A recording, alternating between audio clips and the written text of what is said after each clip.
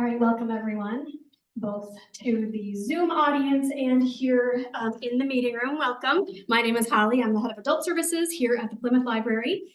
First and foremost, we always have to want to thank the Friends of the Library for sponsoring all of our wonderful programs. Upcoming, we have Thursday night. I mentioned Cut the Cord. That's at 7 o'clock this Thursday. We're also celebrating Black History Month, so Thursday, we also have a panel from the Automotive Hall of Fame. We have a nice exhibit out in the main entrance there that celebrating Black leadership and innovation in automobility. And then on the 18th, which is a Sunday, we have Anthony Brogdon, who is always just interesting to listen to, coming to talk about the history of Black business, which should be also very good. If I can ask everybody to take a minute and silence your phone, just in case. That's why I hold my phone, is to remember to say that specifically. All right, Maria Fogarasi is back by popular demand. I think we've had all of your programs at least once. I think we're starting the catalog over again because we love them so much. So thank you for being here. And happy Lunar New Year. Yeah, I forgot to ask about advancing, but I forgot to ask about advancing, Holly, advancing the slides. Click the left. You want to give it a try? And Oh yeah, I'm good. left. Yeah. Okay. Can everybody hear me? Yes. Okay. Okay. And I don't see myself in the upper right-hand side. Is that correct? Okay. Okay. All right. We're good to go. Thank you. Well, thank you. Yes. Echoing what Holly said, thank you for coming tonight to hear about Korea. This is South Korea, the Republic of Korea, where my family was fortunate enough to spend 4 years. My husband is a retired Foreign Service officer, and he was assigned, not with the State Department, with the Department of Commerce, so supporting and promoting U.S. business. And we are mainly Europe people, Germany, Hungary, the heartland of Europe. So Korea was a very different assignment for us. So we arrived there in July of 2006, and we left in July of 2010. And this is my presentation tonight. I am again talking about South Korea. Every once in a blue moon, people will ask me whether I lived in South or North Korea, but I think most people know that Americans are not permitted to live in North Korea. It's not advisable to travel in North Korea. We have no diplomatic ties to North Korea, and there's no one to help you if you get into trouble. And there was the very tragic case of the University of Virginia student, Otto Warmbier, about 4 years ago now, who was on a school trip in North Korea and took a poster down from the hotel where he was staying, and came back 2 years later in a coma, and sadly passed away. So there is literally nobody to help you. So we're talking about the Republic of Korea. And I always talk about the country's flags at the beginning of my talk. The Koreans are very patriotic and proud, and they call this the Taegukgi, which is the supreme ultimate flag, and the white being the traditional color of garments in Korea and representing peace and purity. The red and the blue, the cosmic forces in the universe, sort of the yin and the yang translation, the red being the positive forces, the blue being the negative forces. And then those trigrams, the black slashes, are fundamental principles of peace and harmony. So all very symbolic, but this is the current flag. And I am wearing a hanbok tonight, which you don't really see anymore unless you're in the tourist trade or sometimes at weddings, but most Korean women do have one hanging in their closet. I was very fortunate to have this made for me because our ambassador and his wife were invited to an evening where all ambassadors and wives had to represent their countries and get up on the stage and think of something to talk about or to show or to sing or to dance, and they couldn't go. So I went and I had this hanbok made for me, and I recited the Emma Lazarus poem from the Statue of Liberty about immigration, immigrants coming to America. You know, give me your tired, your poor, your huddled masses yearning to be free. So that was my contribution. So they made my hanbok in the colors of the United States flag. So I was very lucky. I had this souvenir. Traditionally, they're made of silk. The silk these days would come from China. It used to be just in Korea. It's not very practical. It doesn't have any pockets, but it is very decorative. And you'll see you'll see the Hanbok a little more in the presentation. So the title of the talk is Land of the Morning Calm. And you have to ask, and I do have a couple of slides taken from the internet, you do have to ask why the morning calm, because we never seem to hear too much that's calm about Korea these days. But traditionally, so for instance, so we're going back to the Chosun dynasty, which ruled Korea from 1392 to 1898. And there was a painter in the 1890s who was in Korea. His name was Henry Savage Landor, and he published a book, and he titled the book Korea, Land of the Morning Calm. But his title in that context was very critical because the Chosun dynasty had grown old, it was sluggish, it was corrupt. So he meant the morning calm, that not very much was happening there. But then there was also an emperor in the of the Ming dynasty in China, the Celestial Empire of the East, who gave the word Chaozi and Chosun, the dynasty, meaning morning calm. And literally just because of the spectacular beauty of Korea, the very, very high mountains and the clear crystal waters that you find on the peninsula. And so this was a compliment, the land of the morning calm, attributed to the beauty of the peninsula. And by the way, you can see that red. Korea also has that flaming red color that we do in the autumn in their foliage and in their landscape. So literally we are right up in the upper right-hand corner of the screen there. You can see the Korean peninsula coming down there. North Korea borders China and just a tiny little tip of Russia over by Vladivostok. Literally, you could never show this map in Korea because the body of water between Korea and Japan says, there it says the Sea of Japan, but in Korea, you don't call it the Sea of Japan, you call it the East Sea. So I should probably have a different map, but I just particularly like this map, and they're pretty strict about that. I have a friend who was running the German school in Seoul, and he had a new website made, and he didn't really pay attention, and the Korean government contacted him and said, do you know that your website is portraying this body of water with the incorrect title? And so he had to change it to the East Sea. So due respect to Korea. So this is what we're talking about right here up in that corner this evening. But we're going to go back just a little bit in time as to why Korea was even divided, because Korea no one ever thought Korea would be divided. It had enjoyed a high degree of just being one for a millennium. But we're going back to 1945 with the end of World War II and the collapse of Japan on the horizon.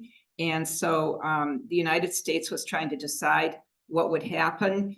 And Korea was a Japanese colony at that time. The Japanese took over Korea in 1910. I had said that the Chosun dynasty was getting very sluggish, and that attributed to the ease with which the Japanese took it over. They ruled Korea until 1945. It was unfortunately a very cruel annexation. They marginalized Korean culture and history and language. Everything that was produced in the country that could be of use to Japan went first to Japan, and then the leftovers were in Korea. There was environmental exploitation, so it was a really very difficult time for Korea. But so Japan was collapsing, and we had to decide what to do. And our closest troops were on Okinawa, which is about 600 miles away, and the Russians were much closer. And we wanted to make a proposal to the Russians, and at that time they were still our allies in 1945. And so two colonels were tasked with the job of coming up with some kind of solution and presenting it to the Soviets. And these colonels were named Charles Bonesteel and Dean Rusk. Dean Rusk, you may recognize, he went on to become President John F. Kennedy's Secretary of State. So they weren't really sure what to do. They knew they wanted to have the capital, Seoul, within the American-controlled area. And they wanted to follow provincial guidelines, but they didn't have a map. So they just kind of pulled out of the hat the 38th parallel and said, well, what about the 38th parallel? And to their amazing surprise, the Soviets said yes right away. There were no questions asked. There was no negotiation. And so splat, they drew this 38th parallel right across the peninsula. And we've heard that term, the 38th parallel, many, many times since. So that's how it first came to be. And here I took a picture of a picture in a museum. So then they put up these signs all along the 38th parallel out in the countryside. There's one side in Cyrillic and one side in our alphabet that was telling the people that all of a sudden their country had this division in it. And here is another picture from the museum where you can see people trying to figure out what this is all supposed to mean and why this is happening. So that was in 1945. And then in 1950, the North invaded the South, and we have the Korean War. And our troops were pushed back all the way to the South, where you see P-U-S-A-N, Pusan. We usually pronounce it Busan because of the Korean alphabet. There are sometimes differences, but we fought back, and this is what the armistice line looked like at the end of the fighting in 1953. Unfortunately, it continued for 3 very, very sad years. So this is the current border between North and South. It kind of tends a little bit towards North Korea on the right-hand side, and it's an armistice line. There is no peace treaty between North and South. The South Korean president at the time did not want to accept the division of the country. So again, you'll hear more of that. And then you see here also East Sea, and in parentheses, Sea of Japan. So it was not easy to persuade the American people to want to enter the Korean War. Everybody was really war weary after World War II, but we did go to defend this peninsula. And this is the Korean War Memorial in Washington, D.C., where you see and the winters are very, very bitterly cold. So these are soldiers fighting in the winter. And this is the tribute at the top. Our nation honors her sons and daughters who answered the call to defend a country they never knew and a people they never met. And so this was our participation in the Korean War. We lost 100,000 troops. We had about 37,000 wounded. There were 1 million South Koreans who died during that war. And we had and still have roughly 7,600 missing in action. After then President Trump met with Kim Jong-un, the current leader of North Korea, to everybody's surprise, because you don't really want to give this man international recognition. North Korea did return the remains of 55 soldiers, but then there was supposed to be a second meeting, a very high-level glitzy meeting in Singapore that fell apart, and North Korea declared they weren't interested in trying to research or help us try to get back any more remains of our soldiers. So that is the current status there. So again, this is the current border, and we're going to be looking at Seoul. The capital of Korea up there is Pyongyang, not to be confused with over here on the right. If you see the word Pyeongchang, which has a yellow square, which is where the Winter Olympics were held in Korea a couple of years ago. And then, so you have Seoul, then we're going to be going just to the right of Seoul, Incheon, which is the port city.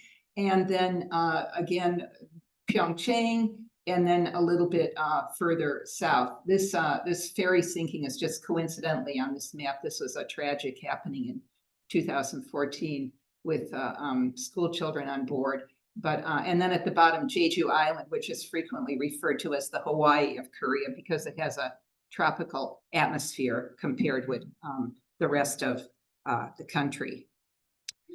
So I do want to pay tribute to our forces. My family, it was a very unusual situation. You normally wouldn't have U.S. Embassy personnel living on an army post, but we did. We were in Seoul and we were on Yongsan Army Garrison, which is just, well, you can see the star because Seoul is the capital, but you can't really have an army post within a capital city. You cannot maneuver. You cannot get your people out, even if you wanted to. And so it took about 30 years, but U.S.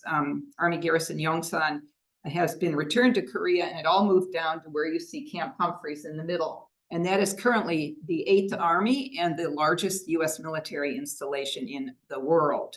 It started as an airstrip built by the Japanese in 1919 and was renamed in the early 60s for a warden who was killed in a helicopter crash. So Camp Humphreys, but we lived up on Yongsan. So our country has about 25,000 troops in Korea. We have everything. We have Army, Navy, Airmen, and Marines, and we are a post of defense for the Asia Pacific, and also, of course, Korea and the commitment that we made to it after the war. And Osan Air Force Base, just below Seoul, there is where if you have VIPs landing, who will land there and then will helicopter to wherever they're going. And then the Red Cloud and all the ones that you see listed up there, those are up towards the border, and those would be non-accompanied posts, meaning that if you would not take a family to those posts, but Yongsan Garrison was for families. And so we ended up there for 4 years. So the border of Korea is not just a border, it's actually a block, because when the armistice was declared in 1953, the troops were about 4 miles apart, and so the line was drawn there. So this area is about 160 miles wide, or long, I should say, by about 2 miles, 4 kilometers. And so it's a block of land between North and South Korea. And many people say that if there should ever be freedom on both sides, that it should be a national park, because there are many examples of flora and fauna that haven't been seen anywhere else on the peninsula since literally 1953 when this is drawn. It's heavily mined now. It's called the Demilitarized Zone, but everybody calls it the DMZ. And there's a lot that goes on at the DMZ that we don't ever normally hear about. For instance, there's the flagpole war. So in the 80s, South Korea erected a flagpole that was 323 feet high on their side of the border, and the North corresponded with a flagpole that is 525 feet high on their side of the border. On the South Korean side, there's a working city. The citizens are exempt from military duty. They do pay taxes. And so it's a regular city. On the northern side, you see these building blocks that you would never see anywhere else in poverty-stricken North Korea. But if you look closely, they are empty shells. They are supposed to originally attract defecting soldiers, which isn't possible anymore across the DMZ. And lights go on at night, but nobody is in them. And there's a skeleton, so caretakers that sweep the streets during the day to make it look like people live there, but nobody really does. So this is up in North Korea. There have also been loudspeaker wars of both countries broadcasting, trying to get troops to defect over the DMZ to each other. And there have been balloon warfares with flyers being sent over to the other side of the DMZ. This is really interesting. So starting in the 70s, North Korea dug 4 tunnels under the DMZ, all headed straight for Seoul, and large enough to move an entire battalion. So they were clearly aimed for an attack on the city. Thankfully, they were all discovered before anything happened. I think the first time there was a farmer out in his field and he just noticed something really funny with the ground, but they're deep. They're 73 meters down. And North Korea claimed that the country was mining for coal, but there isn't any coal down there. It's granite, but they had painted the walls black to make it look like there was coal. So they've all been found out. None of them were ever effective. And the DMZ tour is very popular in Korea to take it up from Seoul. Obviously, you are with a group of people. You are not wandering around on your own, but you do get to go down partway into one of the tunnels and see what it looks like down there. So that's the tunnel warfare. And then there is a super dollar that North Korea produced. This is back before we got the big Benjamin Franklin dollar in 2013. So I'm not sure what the status is, but they're very, very good at counterfeiting money. And they're also very good at hacking into Bitcoin accounts and creating all sorts of havoc. So they really put a lot of effort into all of those destructive and disruptive measures. This happened when we were still there in 2010. This was really sad. This South Korean Marine ship or naval vessel was off of the West Coast, but it was well within South Korean waters, and it was struck by a torpedo and it sank, and 46 of the soldiers on board died. And this is a tribute to the soldiers. I don't know if you can see, it has their pictures and they have ribbons, and the then president Lee Myung-bak is paying tribute in Korea. The family name goes first. So Lee Myung-bak in our country would be Myung-bak Lee. But so this was President Lee paying tribute. And when there was a consortium of countries who investigated this torpedo, it was concluded that it was a North Korean torpedo that had sunk the boat. But South Korea, even though it says here that Navy chief vows revenge for the Chonan, there's not a lot South Korea can do other than, you know, sanctions and threats. They can't really get back at the North. So this was a real tragedy. Up at the DMZ, there's one village, Panmunjom, where if there were ever to be negotiations, this is where North meets South. It's literally right across the border within that demilitarized zone. And the building in the back is in North Korea.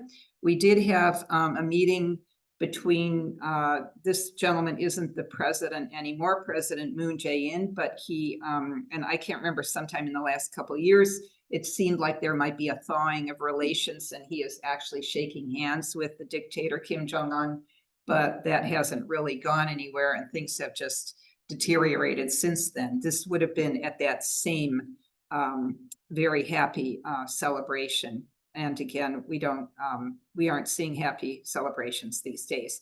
When you go up on the DMZ tour, you can go into one of those buildings. You will be accompanied by an American soldier. He is at the very back there. Two people are speaking with him, and he's the one giving the tour. And then these are two South Korean soldiers, and you are told, do not try to be friendly with them. Do not try to shake their hands. They are not there. They're there on duty and they mean business. So you have to be very careful in that. So again, we do have some American soldiers stationed up at the DMZ by themselves. And this is they have a one-hole golf course for recreational purposes, and it's labeled the world's most dangerous golf course. And at the bottom, it says, danger, do not retrieve balls from the rough, live minefields. And there are, but so anyway, this is on the tour that you can see out of the bus window there for the soldiers. And then one time when I was giving this talk, this is now some years back, but someone in the audience had watched Jeopardy the night before and said that this was on the final Jeopardy question. So the question was, excuse me, this 150, the category was Asian geography. This 150 by 2.5 mile area created in 1953 is now home to more than 100 endangered and protected species. And the answer was, what is the DMZ? So if you get over that question and you're on Jeopardy, you'll know the answer. I think 1 out of the 3 that evening was able to get it correctly. So we're going to go to the port city of Incheon, which is takes about an hour from Incheon Airport to get into Seoul. This is Incheon Airport. It's pretty snazzy. There is a world ranking of airports done every year. And for several years, Incheon traded first and second places with, well, actually, first place was always the airport in Singapore, which apparently has 2 24-hour movie theaters and a rooftop swimming pool. And then in second and third place were Incheon and Narita in Tokyo. But since Qatar held the World Cup soccer games, they really spiffed up the airport in their capital city, Doha. So they have leapt to number 1. But anyway, Incheon is a pretty snazzy looking airport. I think you can tell just by looking at it that it's very, very modern. But the city of Incheon, if we roll back to September 15th, 1950, this is what was happening off the waters of Incheon. So the North had invaded the South, and we have our General Douglas MacArthur leading an amphibious invasion composed of 16 countries led by the United States. And this was 261 vessels and 75,000 troops landing, and then again taking back the capital, Seoul. Here you have MacArthur looking through his spyglasses, or I mean not spyglasses, his telescope, and then being very successful. But again, it was really sad that we made all this headway in 1950, but then the fighting continued for 3 more years, which was really a tragedy on the peninsula. So when we were there in 2009, South Korea recreated this landing, not to the extent with quite that number of troops or vessels, but just as a show of thank you to the 16 countries who had participated. And they do honor these 16 countries annually. And it's an interesting grouping of countries, not what you would think, but and then maybe just as a show to the north that they are always on guard. So this is where you're going to land. This is the 4th terminal that was built for the Winter Olympics, which I think were in 2010. And so you're landing in Incheon, and you're going to take about an hour to get into the capital city, mostly because of very, very heavy traffic. So I'd like to introduce you now to Seoul, Korea. Seoul, Korea is the most internet wired country in the world and also has the fastest internet of any country in the world. The government decided at some point in the 90s that they were going to pursue this initiative, and they've been very successful. Seoul has 10 million inhabitants, but Greater Seoul has 25 million, and that's 50% of the country's population. So 50 million in Korea, about the size of Indiana, but a real powerhouse, the world's 13th largest economy, coming from a relatively small piece of land. This picture is taken looking north. This is the Han River in the middle here. And this area that you see in the bottom half of the picture, up until the 1960s was all rice fields. So you think about that, right?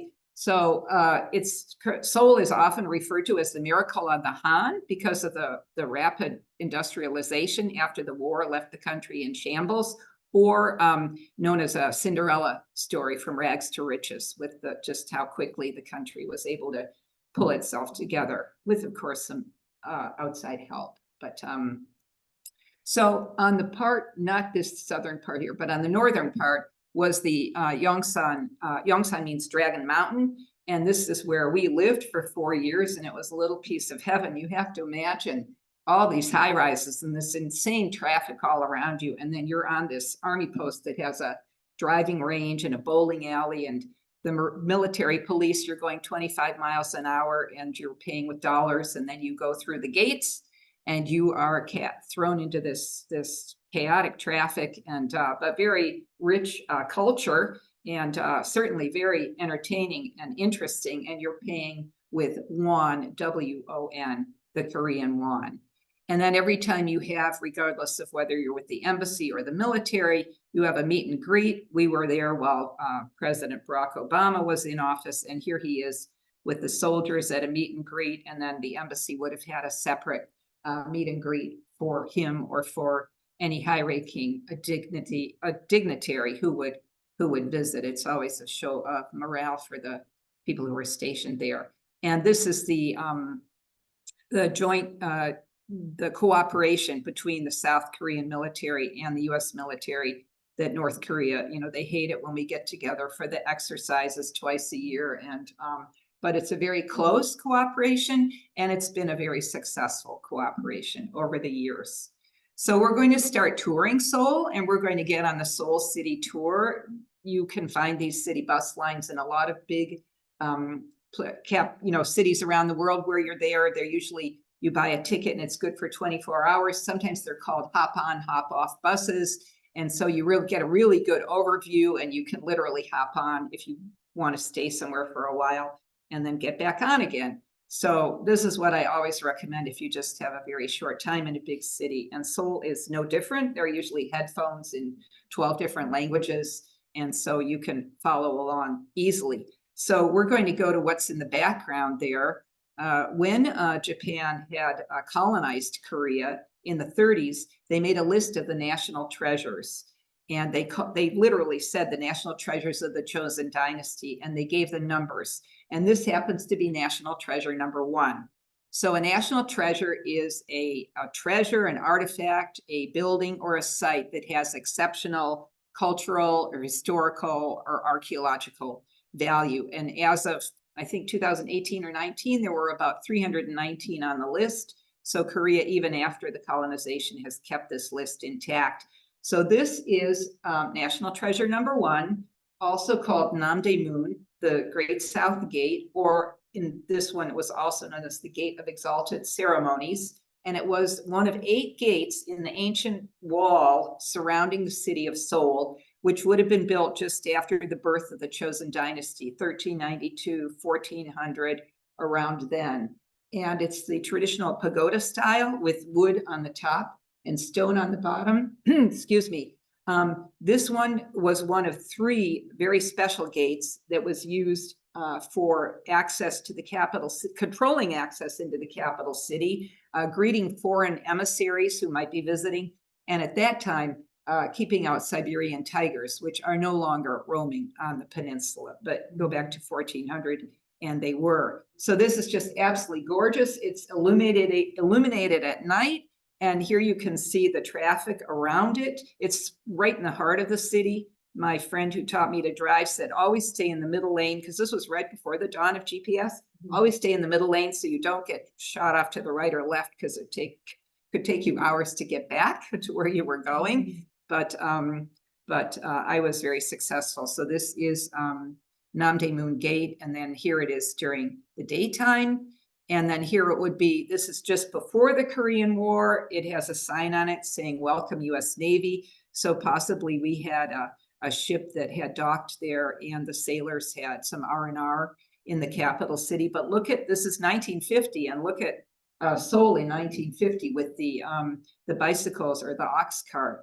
Again, it was not a modern city or country at that time, but it was still at that time even pro-American. And then in 2008, this was disaster. This was while we were living there. A fire started at the top and burned, and they thought it was they thought they had it under control, but it started up again after midnight, and tragically, the rooftop burned. It had been up until that time the oldest wooden structure in Seoul, and worse yet, it turned out that it was arson. So this man who had previously started a fire in one of the palaces was very disgruntled. He had sold some land to developers and felt he didn't get a correct price, and so he started a fire. So that was really bad, but Korea was determined to make it glow again. And so as of 2013, it looks, it has all of its former glory back again. So this is Namdaemun Gate, and then right next to it is the famous market, one of these large Asian markets, which would have also started around 1400 as a tribute to the emperor, where people had to bring offerings of money or rice or cloth. And the marketplace at that time would have been fruits, vegetables, fish, things like that. And now it's a pedestrian area, because at that time when it was established, you know, there were no vehicles, and there's just about everything there. These are souvenir wallets, very, very colorful. It is open during the day, and then it opens again from 11 at night till 4 in the morning. So it literally goes around the clock. Here you have hats. Here you have shoes, here you have souvenir items, and you have to wonder how all of these businesses make a living, but somehow they're always there. And then there are food stalls where you can actually choose something to be cooked, and you can either take it with you or eat it while you are there. So Namdaemun Market is a huge source of entertainment, not only for foreigners, tourists, but also for Koreans. So moving a little bit just away from Namdaemun Market, but still very centrally, we have a main sort of a boulevard. There's some kind of a celebration going on there at some point, but we're heading up to that complex of buildings at the top, which is a palace. Seoul has 5 palaces. These are from the Joseon Dynasty, but this is the largest one.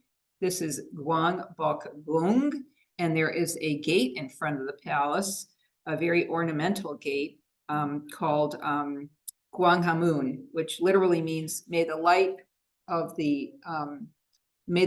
enlightenment blanket the world, which was symbolizing all the hopes of the Joseon Dynasty at its beginning as it came into life and going forward.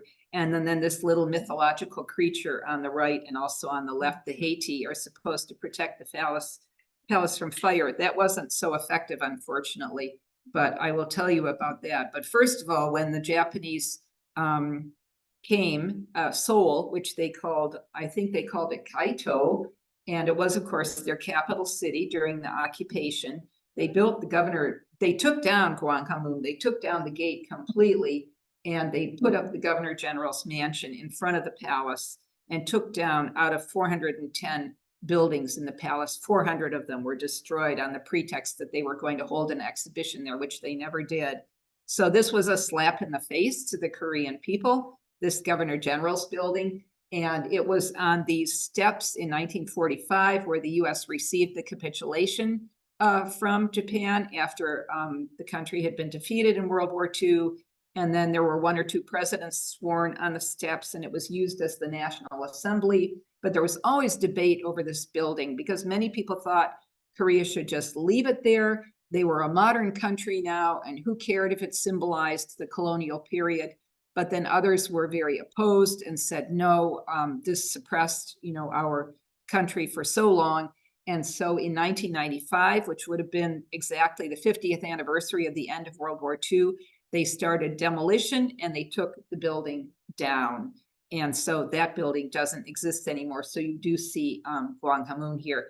There is another building in Seoul, the Central Train Station behind these dancing waters, which is also from that Japanese colonial period. But that wasn't, like a slap in the face. That wasn't covering up the palace. And so that has been left standing. So we're going to go to this palace, Gyeongbokgung. I have to say that very carefully. It means palace blessed by heaven, but it's had difficulties. Also built around 1400. It 200 years later was burned to the ground by the Japanese. Then it just lay in ashes for 300 years. Then it was rebuilt. And then again, as I mentioned, it was destroyed after 1910, but it's been since rebuilt. But before we look at the palace, if you look at this national park just behind the palace and that mountain that you saw just back there, Ugaksan. So this in 1983, this became Korea's 15th national park. It's partially within the city of Seoul and partially outside.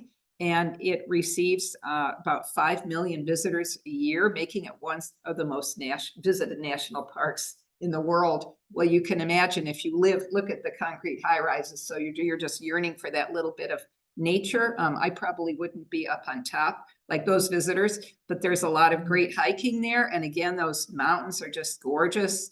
And here you can see strings of people. They've had to close off some of the areas on weekends just because it gets so crowded. But that's the national park. And then this is the palace here going in. I like this picture where the buildings are illuminated at night. Living in Europe, we were used to going into a palace and seeing different rooms, but these are separate buildings that each have a different function. There isn't one entity, but very peaceful, very picturesque. This would have been the emperor's room. And then after we left, the Korean government was very clever and they decided to bring together culture with history. So now if you rent a hanbok, you can have free admission to the palace grounds. So it's brilliant, actually. And here you can rent your hanbok and you can get the dress and it's for the red skirt would be for women, and then the dark blue one is for men. And so you'll see tourists on the palace grounds wearing these clothes, which, is a lot of fun for a day. And again, a tribute to history. And here you have another view of people walking around. And then here you have some really tired tourists just taking a break. And so this hanbok rental has gone over very successfully. This is just a picture looking down from behind the palace up on the hill. And I like it because it shows the kimchi pots, the kimchi being the cabbage. The pots would be put down on the ground. And it's part of a 600-year-old village. Most of Seoul was destroyed. We talk a lot about historic preservation, and a lot of times we realize too late that we should be saving buildings. So most of Old Seoul was destroyed, but this Hanok village, 600 years old, was saved. It's a very small area. It's the same concept where you can rent a hanbok. You also see the gentleman on the right in the clothing of the Chosun dynasty with the hat that was so typical. And this would have been an area where very wealthy, the aristocrats or the wealthy, the educated would have lived. This wouldn't have been your common folk, but it's a lot of fun to stroll around the streets. But it is a regular living area in Seoul, and it has become a big problem with the tourists and the noise.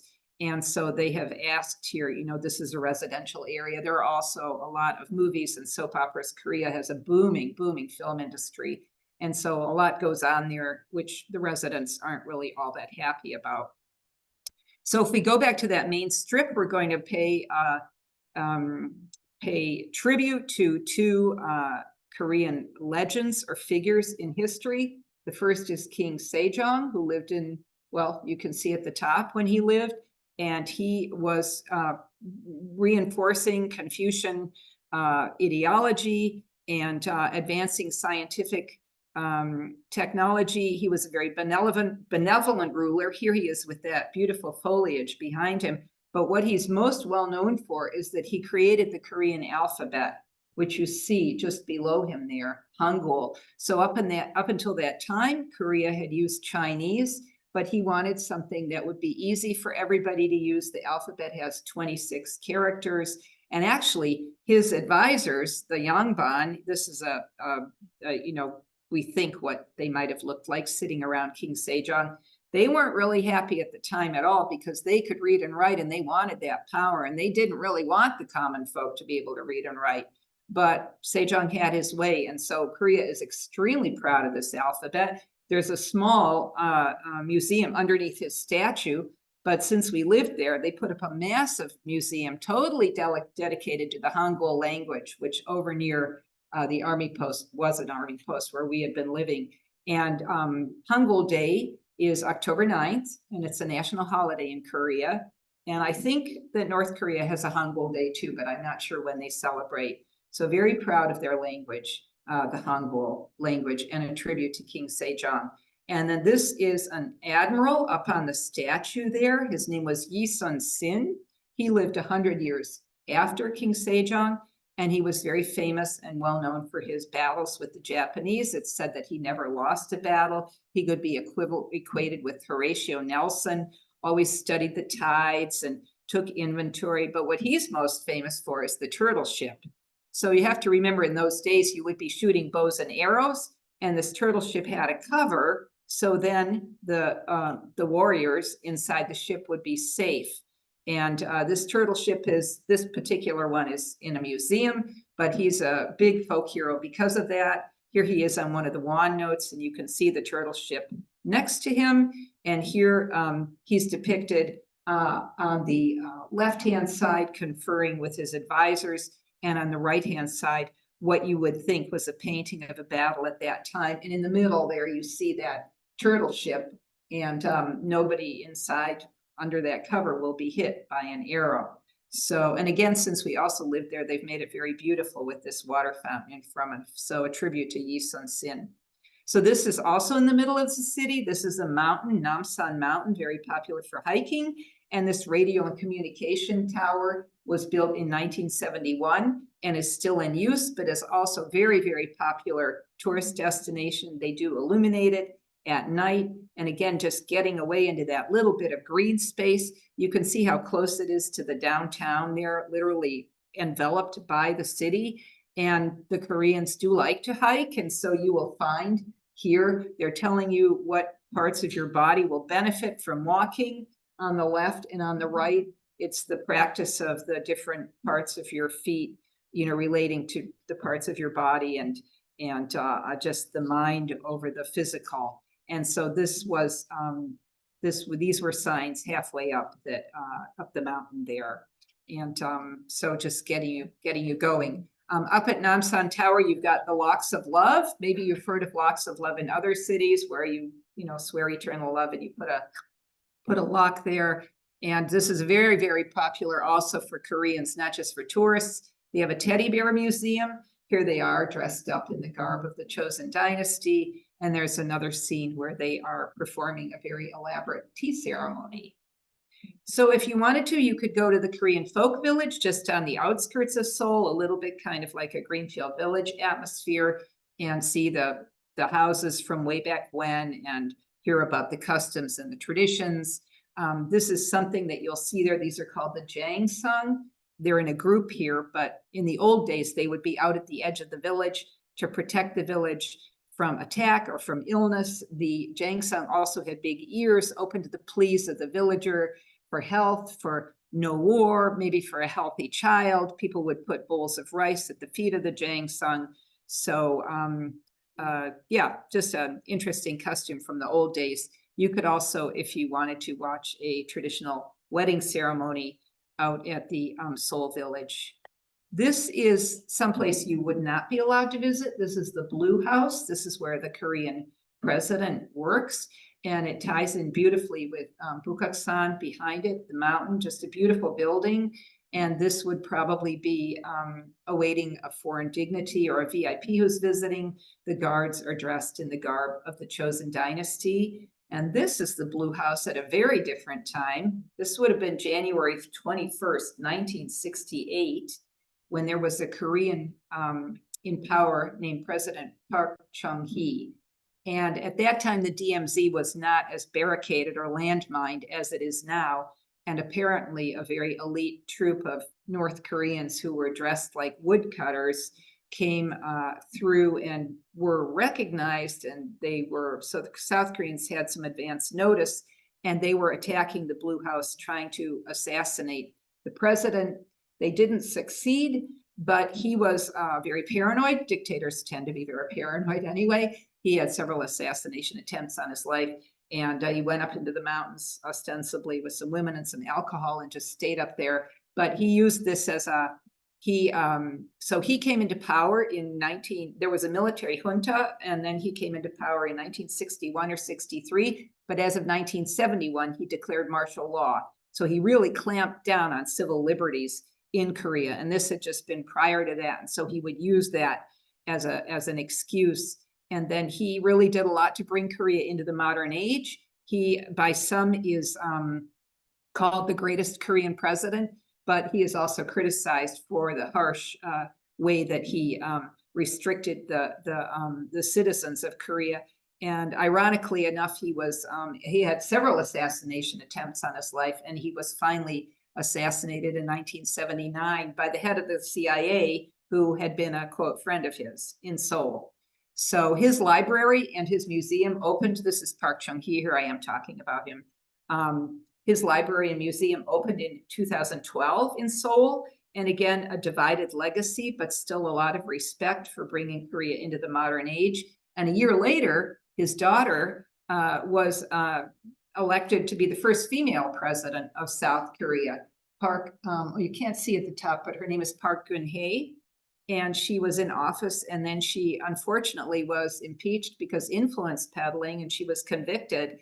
And so she was in jail in a safe house in Seoul.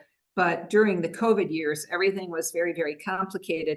And South Korea ended up pardoning about 3,000 prisoners. And so in 2021, she was pardoned. But so her legacy had been fabulous because she rode in on her father's coattails, but she unfortunately went downhill pretty quickly. This is the current, just for the record, leader of South Korea, Yoon Suk-yeol. There are elections coming up in April. We'll see what happens then. So now you have to ask, when am I going to Korea? You could go anytime, but you might choose to go when the cherry blossoms are out. They start at Jeju Island, just off of the south coast. And of course, after the cold winter recedes, they work their way up. And I think this is really pretty. It's just an artistic viewpoint of the couple with the white blossoms.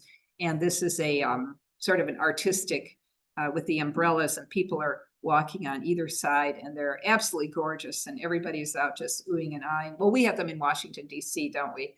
And but very pretty time. Or you could go for Buddha's birthday. Buddha's birthday this year will be on May the 15th. And this is the largest lantern parade in the world that continues for about 3 kilometers. About 50% of Koreans will say they don't practice a religion. And then the remaining 50% is roughly split between Buddhism and Christianity, being Protestant and Christian. Coming into the 20th century, Korea was already, Christianity was firmly in place. And actually after the Korean War, before the borders closed, about 1 million North Koreans who practiced Christianity fled to the south. But Buddha's birthday is just a fabulous display of lanterns and moving through the streets. Lots of fun to watch. And Buddhism refers to the lotus blossom and says we all have the ability to be enlightened, and the lotus is very special because it doesn't grow in mud, it's floating in water, and there's a whole lot of philosophy behind the religion. But here we have a temple in town that's decorated, and yeah, lots of color, lots of pretty color. And then here we have a parade goer. She probably has a little electric light bulb in her lantern, and again, just strung up at the temples. And then a session where you can, little children can make a lantern. So that it will be on May 15th this year. And then there are, just as in any country, a lot of festivals. This is a Sound and Light Festival in downtown Seoul. This is the Garden of the Morning Calm just outside the city that you can visit. Then there's a mud festival where if you really want to get into the nitty gritty, in a town called Boryong, which is very popular. And then a little bit more on the lighter side, there's a butterfly festival. And there is also a tomato festival. And again, it's, yeah, those are just all tomatoes down there on the ground. And then this is not to be confused with Incheon, the port city, but Icheon, a rice cultural festival. This would have been a page from the, U.S. Army posts all over the world are very active with programs for the soldiers and for their families, and especially in a country maybe like Korea, where you might be hesitant to venture out on your own. So there are a lot of tours that they offer. And this was a page I tore out from one of the magazines. And then very famous south of Seoul, about 2 hours, is the Andong Mask Festival. The mask playing a very important part in Korean history. The mask, on the one hand, being known as sacred and being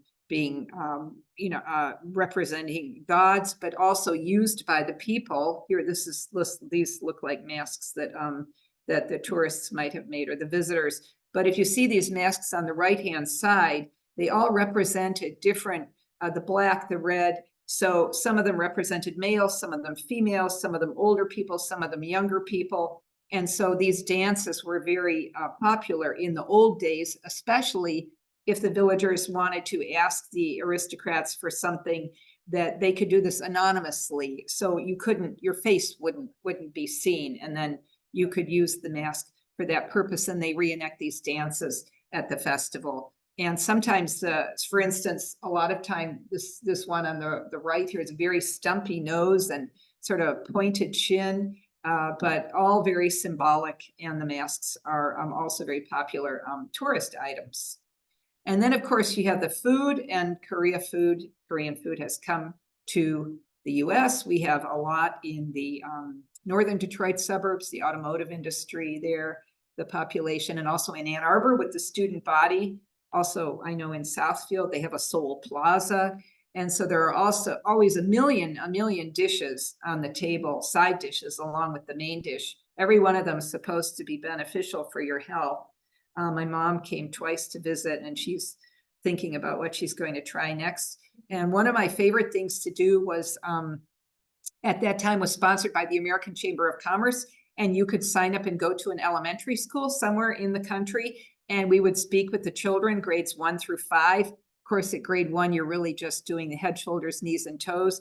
But by grade 5, you could have a good conversation. Everybody learns English, but the children don't always get a chance to practice. Well, even adults don't always get a chance to practice.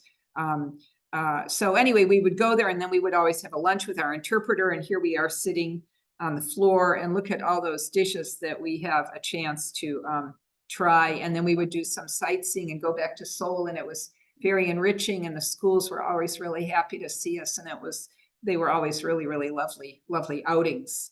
And so we have the kimchi that we talked about. This is the cabbage.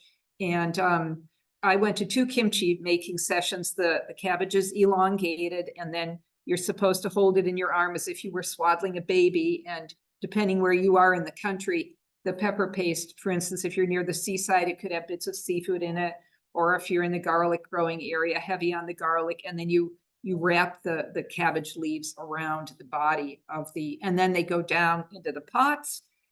Now, most Koreans have a 2 refrigerators, and one is just for kimchi because it has very pungent smell, and then the other will be your regular refrigerator. And many Korean women don't really want to make the kimchi anymore. Everybody goes and buys it. They don't want to take the time. But very rich in vitamin C. This was the way to get that vitamin C during the winter months. And so it's a staple of the diet.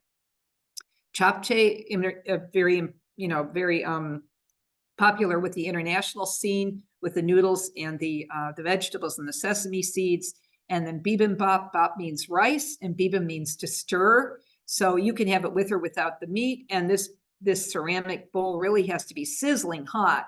So when you stir it, that egg literally cooks as you mix everything up. So literally mixed rice. And then the pancake, sometimes it'll just have vegetables in it. It can have bits of seafood in it. So there's a great variety. This is often a street food. It's a hot, spicy rice cake. And then kimbap. So an American kid could have a peanut butter and jelly sandwich in their lunchbox, and a Korean kid could have the kimbap, again, meaning the bap, meaning rice, and the kim, I think the seaweed around it, and then just, you just chop it up into little bits. And the very popular Korean barbecue, fire meat, the bulgogi. This came, if any of you saw the movies Parasite, this was kind of symbolic because the noodles are just something that the everyday person might consume. But in the movie, the wealthy woman the wealthy mother or wife in the movie calls her maid on the way home and tells her to prepare a dish. And because of their status and their wealth, the maid puts in some very expensive beef. So this was a tribute to the movie Parasite that won the Oscar Award for Best Picture a couple of years ago. And then again, the markets, everything that you can possibly think of. This is something I never tried. This is very popular and was introduced in the 60s when Korea was very poor. These silkworm, this larva or pupae, they're very protein rich. So it was, for a struggling, very poor nation, it was something that was not a bad idea. And now you see them in parks or at circuses or in the markets, and they'll be sold in little Dixie cups with toothpicks. I just never wanted to try it, but I'm sure it has a lot of value. But I did like to go, and I did like to take visitors to the fisheries wholesale market. Again, all the riches of the sea in hundreds and hundreds of stalls. Every day at 4 a.m, there's an auction. I was never there for that auction. You shouldn't wear good shoes if you're going there. It can get wet and slippery. You can buy a pair of boots upstairs, but you can go and just look at all of these treasures of the sea, and it's endless. And these happen to be dried fish with the yellow ribbon for a ceremony. This is the squid, which is a delicacy in Korea. This little guy is being steamed, and it looks like he's hanging onto the lid for his dear life. It is very, it's a bit chewy, and it is, there was a danger of the tentacles sticking inside your throat. So they usually have sesame seed oil on them so that nothing will stick on the way down. It's very hard to chew. This is our daughter. We were at a dinner where you couldn't say no. And so she just was trying a tiny bit, and she was very brave. But, every country has some people think, peanut butter is crazy here. And so every country has its specialties. So in a way it's unfair, but it is something that is interesting about Korea. One of these Hello Friends trips that I went on, when the interpreter, we were near a seaside town, and everybody got a tiny little live octopus put in front of them. And she couldn't understand why none of the Americans wanted to try this little live octopus.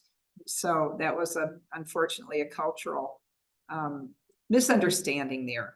So, and then there I am in the middle. The children always wanted to have their picture taken.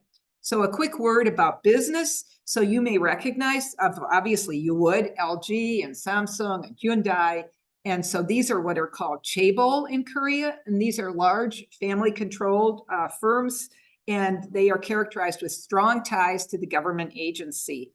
They had been in existence before Park Chung-hee came to power, but he strengthened them, but he brought them in so that they were dependent on the government for financing. They were modeled after a Japanese system called Zaibatsu, but those banks, those companies in Japan were allowed to organize their own banks, whereas in Korea, the banks were nationalized. So the government had control and it could dish out money when it wanted to artificially to pump these companies up, or in rough times, they might have trouble meeting their debt because they had been artificially pumped up. But anyway, they're very, very powerful companies in Korea. And then energy sources, Korea has no real energy. It's the second largest importer of natural gas in the world, imports nearly all its oil needs. And when you consider that it's the 13th largest world economy, it's really admirable.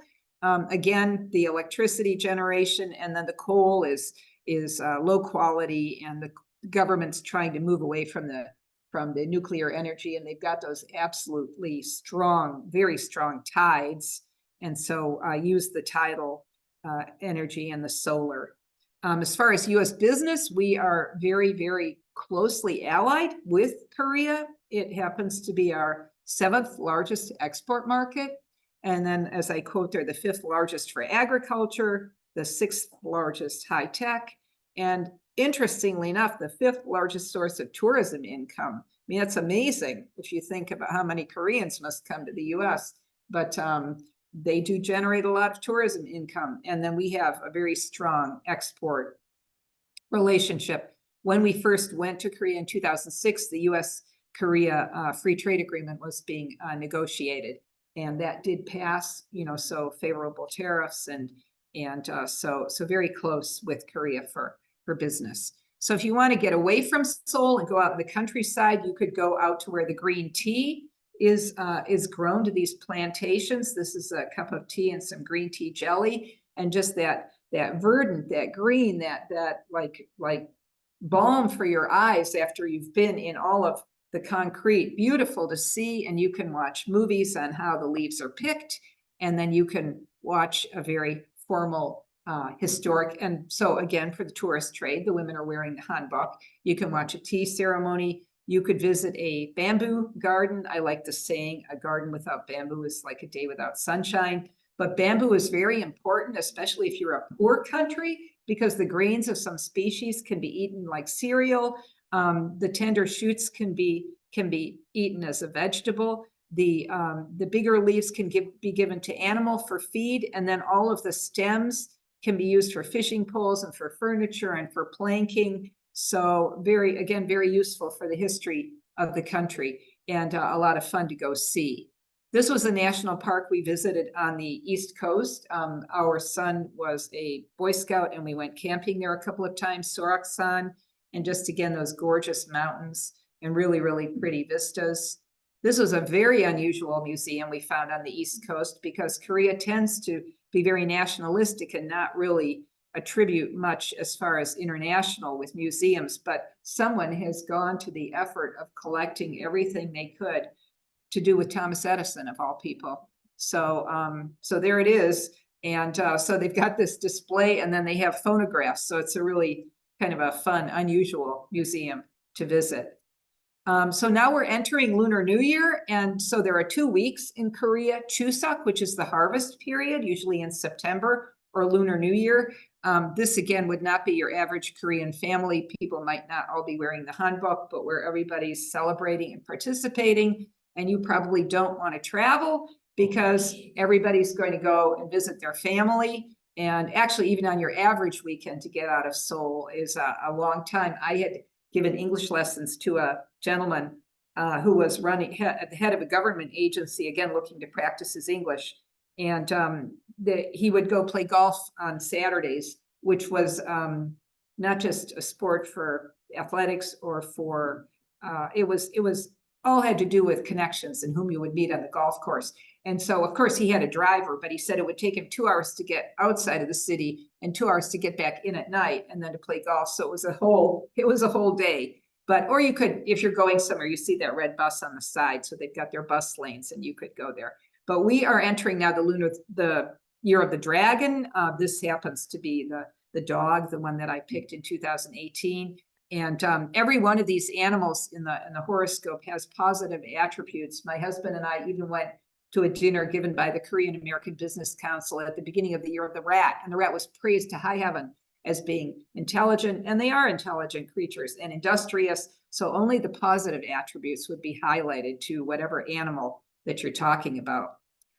Again, Pyeongchang, the Winter Olympics, Korea was very proud. I don't know, you might remember they had an ice skater named Kim Yuna who won something like 8 gold medals for her beautiful, beautiful performances. They were very proud, and it was already a ski resort, so the country did not have to invest a lot of money. Energy conscious and cost conscious as always. They did not put a roof on the stadium, and you could see the breath coming from the athletes' air, as they were parading. And also there were pictures of not Kim Jong-un, the dictator, but his sister, who has a lot of power in his government. She was sitting next to then Vice President Michael Pence, and you could also see that they were sitting in really cold, frigid air. But so a tribute to the Olympics, and just maybe 2 or 3 more things.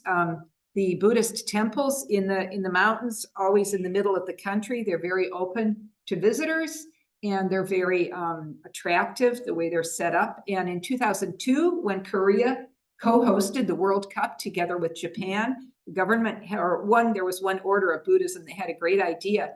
And they said, why don't we start a temple stay program where people can come and spend an overnight?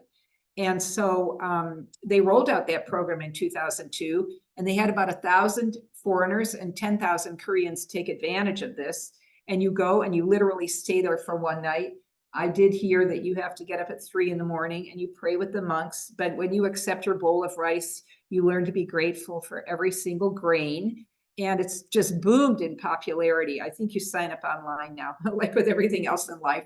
But so temple stays are very popular. And the temples are very ornately painted and just very, very pretty. You can also just drive up to one and visit it by yourself during the day, and there's no entrance fee. You can just wander around. And these are probably prayer petitions that you see hanging down from the ceiling. And then almost at the end of my show, I'm going to take you all the way to the southern part of the peninsula to a town called Namhae. And you see these houses there that are not at all typical. They look like they might be built in Europe or maybe Germany. And they were indeed built by Germans in the early 60s when Germany's economic miracle was starting to boom. And Germany, by the way, has a diplomatic relationship with Korea going back to 1883 that stayed in effect through the Japanese occupation, and has been very strong relationship. So Korea exported about 8,000 men to Germany for about 14 years, and they worked as miners in the Ruhr Valley, which is, if you follow the Rhine River, Cologne and Düsseldorf, up where the coal mining is. And then Germany sent back hard currency to this very, very poor country and really helped to get it on its feet again. And so the Germans, or the Koreans who came back, built these houses. There aren't too many of them still alive, but this is known as the German village. And so tourists like to drive through the streets. And here, we always think of the Dirndl as, quote, German. It's really just Bavarian, but here they're probably celebrating maybe their own way of Oktoberfest. So just a tribute to the very strong German-Korean relations. And then Busan, the very powerful port city in the south. And so we have literally gone from Seoul in the north all the way down to Busan. And then just at the very bottom, Jeju Island.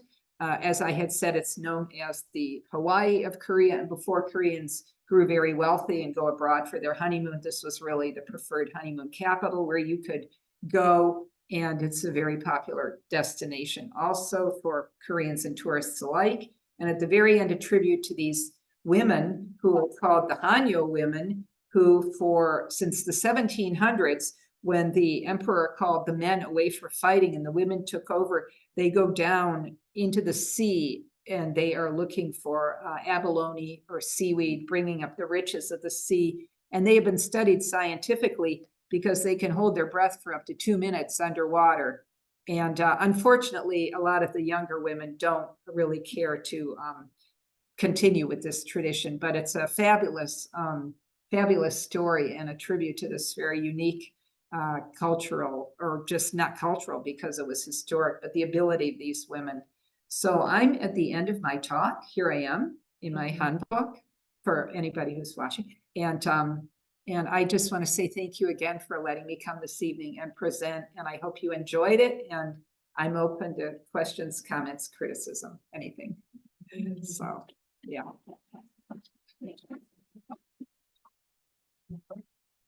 Mhm. Know a little bit about the former government. Well, they have a parliament. Democracy. It's a parliamentary democracy. They have the president and then the prime minister. The prime minister is ceremonial, and the president is the head of the government. And it's a parliament, and it's a very rambunctious parliament. There are frequent fights that break out, and so I can tell you that. I can tell you they have elections coming up, and there's a high degree of voter participation. So it is a democracy where everybody has a voice. So in a nutshell. Yeah. Mm-hmm. I remember, if I heard correctly, president from the 60s that did the martial law. Right. Did you mention that he was assassinated by the head of the CIA? Yes, he was. Was that something that was sponsored by the government? Or This is the Korean CIA. This was Korean CIA. this was a friend of his in a safe house in Seoul. I don't know what, but no, it wasn't United States sponsored. It was an internal conflict, but he had a lot of friends and he had a lot of enemies, I think. Yeah, I know, for instance, the one gentleman whom I tutored in English, he and his wife, he was a lawyer, and they went to Germany to study law for 2 years in the 80s, and they were not allowed to take their 2 very young children with them as a guarantee that they would come back to the country. So this is something that for us is unheard of, not to be assigned somewhere and take your family.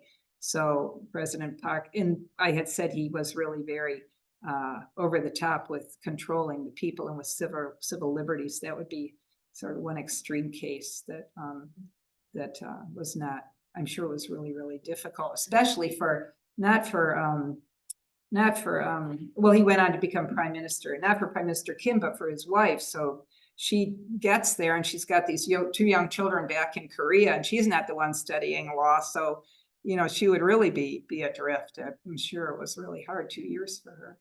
But anyway. So your husband was in the military there? Is that how you So he was, actually, he's sitting right here in the green shirt. So US government, Department of Commerce, so Foreign Service Officer for 31 years. And our posts were all in Central Europe, except for Korea, and we never expected we'd be living on the Army post. So we moved to Korea, so we met the US Army and Korea and Asia at the same time. You said you were. Yes, yeah, so it was really a very interesting 4 years. We were very fortunate to have that experience. Yes, we have 3 children, and 2 of them graduated from high school during that time. And we had come from Berlin, interestingly enough. So we came from a city in a country that had been divided to a country that was still divided. And then we went back with the 3rd child, back to Berlin, back to the country that was not divided anymore. So interesting. And Korea is always studying the German example of reunification, although I'm not one to speak about this, but I have the feeling that they would like to see North Korea free, but they would not like to have a reunification with North Korea because it would destroy their economy, having to absorb and support North Korea. But that's just the feeling that I get, but I am by no means an expert on the subject. But they do go to Berlin a lot to study reunification, how it took place and what happened afterwards. So, but I don't know what's going on. It's not in China's interest to have a free North Korea because it's a buffer to the south, and who knows? Just have to hope that Kim Jong-un is only, as we said at the beginning, only rhetoric and not action. Yeah. So, but that's one of the reasons why I wanted to give this talk, because mostly in the US, that's what we hear about in the news is Kim Jong-un and his rockets, right? But there's just so much more to the country. And And it's so welcoming and it's so easy. Well, it's not always easy to get around when you get out of Seoul, but if you have a sense of adventure, you will find your way. So, yeah. And you do book travel events there too? You do book travel for people? Can you see your travels that in, or is that just? Oh, that's my website. I have 5 talks that I give, and Holly has generously had me give all 5 talks here. Yeah, we do like to travel, yes. Have you been there? Because I saw you, I wondered, Yes. yeah. Were you there as a tourist or? I was there because a longtime friend of mine that I had worked with, her daughter was there teaching, English. Oh, yes, it is very popular to go there and teach for a year or 2, and they do, it's a great experience if you have that sense of adventure. Yeah. Fortunately. How long were you there? Oh, good for you. And the teacher was where? I was in Seoul, Mm. but they were not in Seoul. It was Oh, okay. a distance from there. Mhm. I can't remember where it was right now. Right. I know, yeah. She was there for a year. Yeah.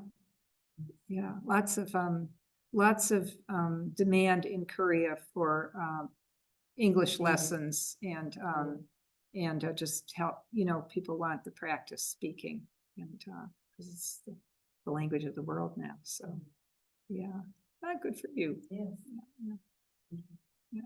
When years ago, Northwest Orient had a direct flight from Detroit to Seoul and Beijing and Shanghai, but that fell away over the years. So when we were living there, it was Detroit, Tokyo, Seoul. But then the month that we left, wouldn't you know it, July 2010, Delta reinstated the direct flights to those 3 cities, which cuts a good chunk off of your travel time and the transfer in Tokyo. So now they're back to direct flights. And I Oh. did one of the, That you went on from Detroit. Yeah. Direct flights are nice. yeah. Yeah. Well, again, just thanks to everybody for taking the time and coming tonight.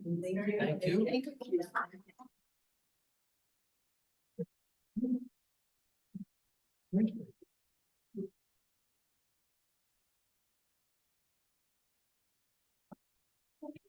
Okay. Water.